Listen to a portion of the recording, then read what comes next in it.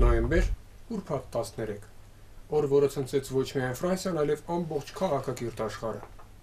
Օրակարգում այսօր Փարիզյան ահաբեկչությունների թեման է եւ հյուրը Հայաստանում Ֆրանսիայի արտակարգ եւ լիազոր դեսպան Ժան-Ֆրանսուଆ Շարպանտիեն։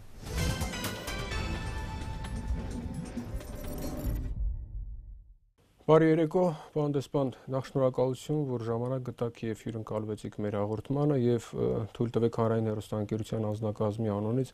ցավակցություն հայտնել Փարիզում տեղի ունեցած ահաբեկչական գործողությունների կապակցությամբ։ Համոզված եմ, որ ձեզ համար տեղի ունեցածը ծանր ցնցում էր։ Merci d'abord pour votre invitation. Շնորհակալություն հրավերի համար։ Շնորհակալ եմ նաև ցավակցության համար։ Ընդհանրապես շնորհակալություն եմ հայտնում զորակցության եւ ցավակցության բոլոր խոսքերի համար, որոնք Փարիզի ողբերգական ահաբեկչական գործողությունների հետ կապված արդեն 1 շաբաթ է ինչ ստանում ենք։ Մենք պետք է փորձենք միավորվել եւ միասին արմատախիլ անել չարիքը, որը բոլորին է սպառնում։ Պարոն դեսպան, տեղյակ եք արդյոք թե ինչ ընթացքում է քննությունը։ Alors, l'enquête avance, évidemment, c'est une priorité nationale. Vous avez vu avant-hier qu'il y avait eu dans la proximité... Քննությունն ընթացքի մեջ է։ 2 օր առաջ Փարիզի արվարձաններից մեկում ուժայինները հատուկ գործողություն իրականացրեցին, որը հնարավորություն տվեց տեղայնացնել այն կենտրոնը, որտեղից ղեկավարվում էին ահաբեկչական ակտերը։ Հայտնաբերվել էր մեկը, որին իրավապահները բացահայտել էին եւ որը մեղսակից է Փարիզի ահաբեկչական գործողություններին։ Նա առնչություն է ունեցել նաև այլ վայրերում իրականացված ահաբեկչություններին, մասնավորապես անմիջական մասնակցություն է ունեցել այս ամռանը գնացքում ահաբեկչության փորձին։ Ասեմ, որ դա բարդ եւ բավական դժվար իրականանալի գործողություն էր։ Սակայն ասել, որ գործողությունն ավարտվել է, դեռ չի կարելի։ Այն շարունակվում է։ Քննությունը պետք է պարզի, թե ովքեր էին այդ ամենի պատասխանատուները, ինչպես նաև բացահայտի ցանցերը, որոնք գոյություն ունեն եւ գործում են Ֆրանսիայում եւ այլուր։ Այս ողբերգական իրադարձություններից հետո ակնհայտ դարձավ, որ այդ ցանցերն անցել են ցանկացած սահման։ Խոսքը հատկապես Ֆրանսիայի ներսում, ինչպես նաև միջազգային մակարդակով ուղղորդման եւ համակարգման մասին է։ Մենք արդեն գործողություններ սկսել ենք, սակայն բնականաբար պետք է խորացնենք այդ ուղղությամբ գործակցությունը։ Առանձնահատուկ պետք է համակարգենք Սիրիայում ահաբեկիչներին ռմբահարելու գործընթացը։ Գալիք ամիսներին մեզ շատ մեծ աշխատանք է սպասվում։ Au maximum éliminer ces groupes terroristes. Ողբերգական իրադարձություններից անմիջապես հետո Ֆրանսիայի նախագահ Օլանդը հայտարարեց, որ Ֆրանսիան գտնվում է պատերազմի մեջ։ Եթե դա պատերազմ է, ապա արդյոք հավանական է հաղթել մի պատերազմում, որտեղ բաց մարտադաշտ չկա եւ որտեղ թշնամին կարող է լինել ամենուր։ Ինչպես հաղթել այդ պատերազմում։ Écoutez, cette guerre, oui, on est dans une situation de guerre, mais la différence avec... Այո, մենք իսկապես պատերազմի մեջ ենք։ Պատերազմի մեջ ենք մի կառույցի դեմ, որը որպես այդպիսին ծայրահեղական ուղղվածության նոր երևույթ է եւ որը նաեւ զինված բանակ ունի։ Դա այնպիսի մի կառույց է, որն ամեն անգամ կարողանում է դուրս մնալ վերահսկողությունից։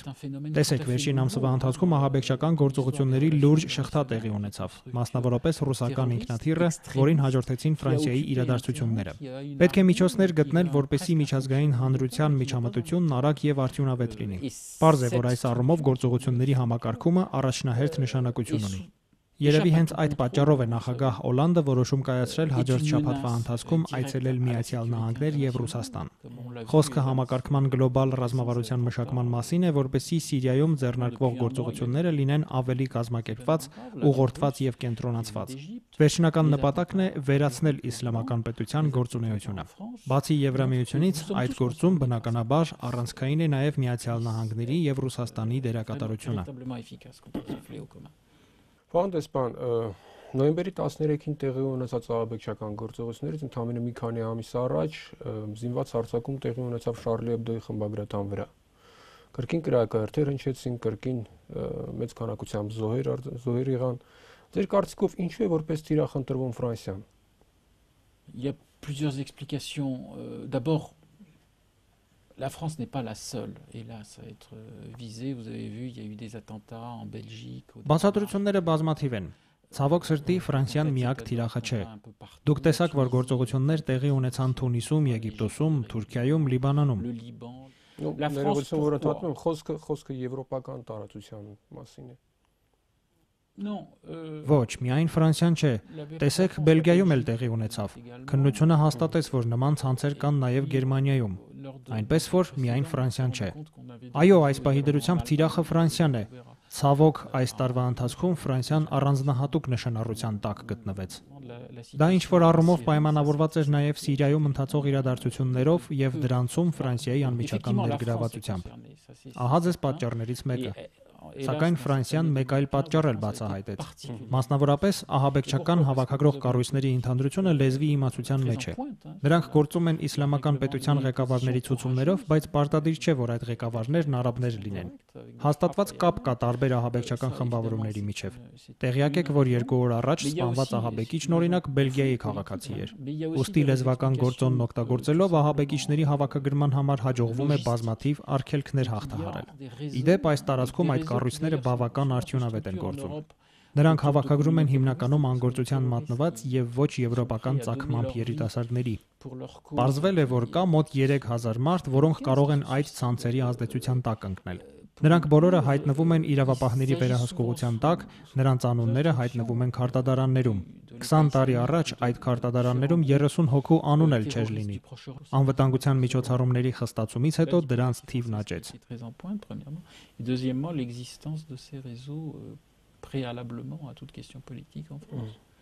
Պարոն դեսպան, արդեն բացահայտվել է, որ Փարիզյան ահաբեկչություններն իրականացնողների մի մասը Եվրոպայր թափանցել վերջին շրջանում փախստականների վերջին ալիքի հետ։ Չի նշանակում արդյոք, որ Եվրոպայի միգրացիոն քաղաքականությունը, միգրացիայի կոնցեպտը, որը գործում է տարիներ շարունակ, այն արդեն սկսել է ճաքեր տալ եւ ժամանակն է վերանայել այն։ Écoutez, je vous l'ai expliqué il y a quelques minutes. Les terroristes ne sont pas forcément des gens qui viennent de l'extérieur. Փորձեմ բացատրել։ Պարտադիր չէ, որ ահաբեկիչները դրսից եկած մարդիկ լինեն։ Այս դեպքը ցույց տվեց, որ դրանք այն մարդիկ են, ովքեր ծնվել են Փարիզում կամ հարևան երկրում։ Ուղիղ կապ զանգվածային ներգաղթը չունի։ Համենայն դեպս մենք նման տեղեկության չենք տիրապետում, թեև հասարակության մեջ նման կարծիքներ կարող են լինել։ Շենգենյան տարածքում ազատ տեղաշարժվելու իրավունքը չի կարող սահմանափակվել։ Կարևոր է պարզապես անվտանգության ավելի խիստ միջոցառումների մշակումը։ Այսինքն պետք է արտաքին սահմանների վերահսկողությունն ավելի խստացնել։ Ընդհանուր առմամբ ազատ տեղաշարժվելու հարցը բավական բարդ է։ Եվրամիությունը ցանկանում է բաց գոտի մնալ ազատ տեղաշարժի համար։ Մեր նպատակը չէ սահմանափակել ազատ տեղաշարժվելու իրավունքը։ Չի կարող խոսք լինել այն մասին, որ Եվրամիությունը վերածվի անառիկ մի ամրոցի սահմանափակելով մարդկանց ազատ տեղաշարժը։ Évidemment de faire de l'Union européenne une forteresse dans laquelle il serait impossible de pénétrer. Պարոն դեսպան, այլևս ակնհայտ է, որ պայքարել միայնակ ահաբեկչության եւ մասնավորապես իսլամական պետության դեմ գրեթե անհնար է։ Ամենայն դեպս մինչեւ հիմա ծավալված պայքարը գոնե տեսանելի արդյունքներ չի տվել եւ ցավոք սրտի Փարիզյան ողբերգությունը դրա ապացույցն էր։ Ակնհայտ է, որ պետք է համադրել ուժերը, բայց արդյոք մենք հիմա կարող ենք խոսել այն մասին, որ աշխարհի առանցքային պետությունները, աշխարհի ուժային կենտրոնները կարողանում են մի կողմ դնել սեփական շահերը, սեփական քաղաքական նախապատվությունները եւ միասին լծվել մի պայքարի, որն ուղղված է մարդկությանն ավելի անվտանգ դարձնել մի մարտահրավերի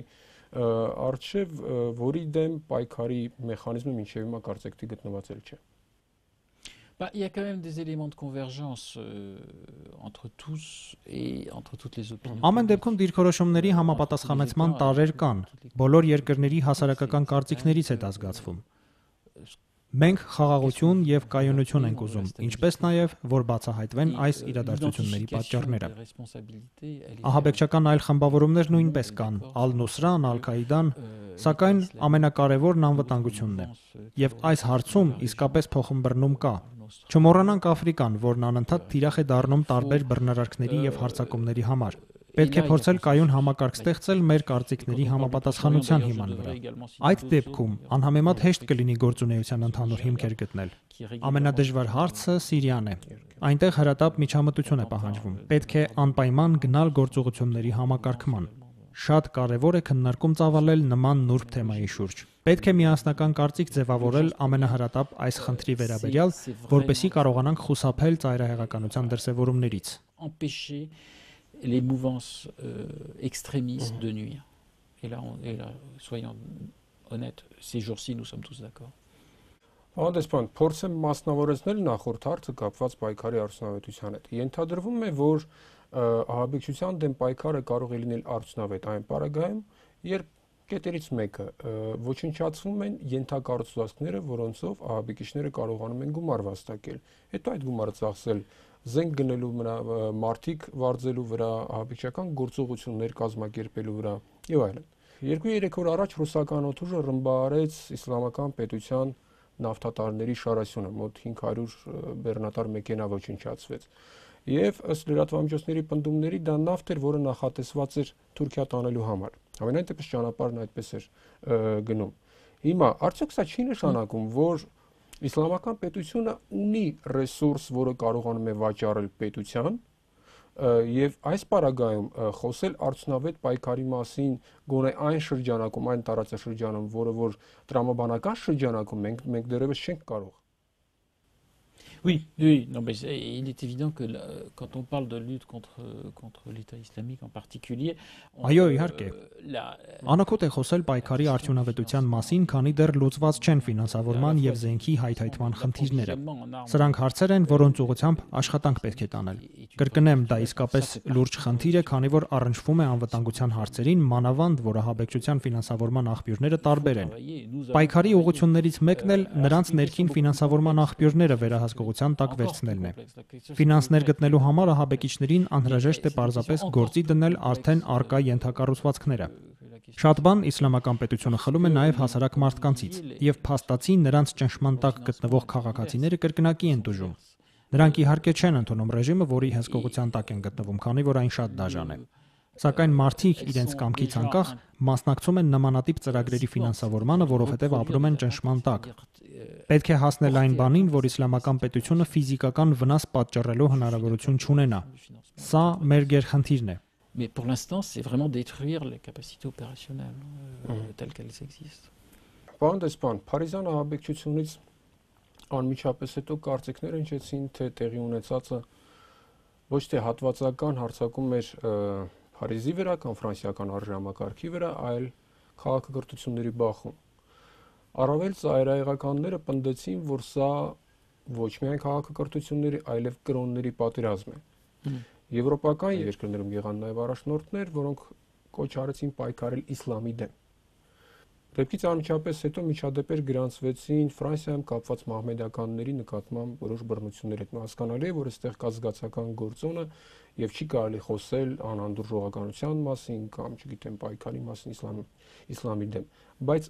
միտումները ձեզ անհանգստանալու տեղիք տալիս են, թե ոչ, եւ ինչպես վարվել, որպեսզի այս միտումը չխորանա եւ չվերածվի իսկապես քաղաքակրթությունների, իսկ միգուցե նաեւ կրոնների միջև պատերազմի։ Oui, la question que vous soulevez est une vraie question. C'est une vraie question parce que je crois que effectivement Ձեր արծարծած խնդիրը շատ լուրջ է։ Մենք ծայրահեղական սադրանքի առջև ենք կանգնած։ Քաղաքակրթության դեմ պատերազմի մասին կասեմ, որ պետք է հստակ տարանջատենք եւ հասկանանք, ինչ ասել է քաղաքակրթություն։ Քաղաքակրթությունը մարդասիրությունն է, դիմացինի նկատմամբ ունեցած հարգանքը, այսինքն այն արժեհամակարգը, որը որդեգրված է արևմտյան Եվրոպայում։ Այդ արժեհամակարգն իրենցն են դարձրել նաեւ շատ մահմեդականներ։ Այո, եթե այս տեսանկյունից ենք մոտենում հարցին, ապա քաղաքակրթությունը սպառնալիքի տակ է։ Սակայն այն ուղերձը, որ որոշ մարդիկ հղում են, վտանգավոր սադրանք է, որն արվում է մեզ կրոնական պատերազմի առաջ կանգնեցնելու համար։ Ֆրանսիայի եւ ընդհանրապես աշխարհի բոլոր մահմեդական կառույցները խստագույնս դատապարտել են Փարիզում տեղի ունեցած ահաբեկչական գործողությունները։ Սա շատ կարևոր է։ Պետք է պատանդ չդառնալ կրոնական պատերազմի գաղափարին։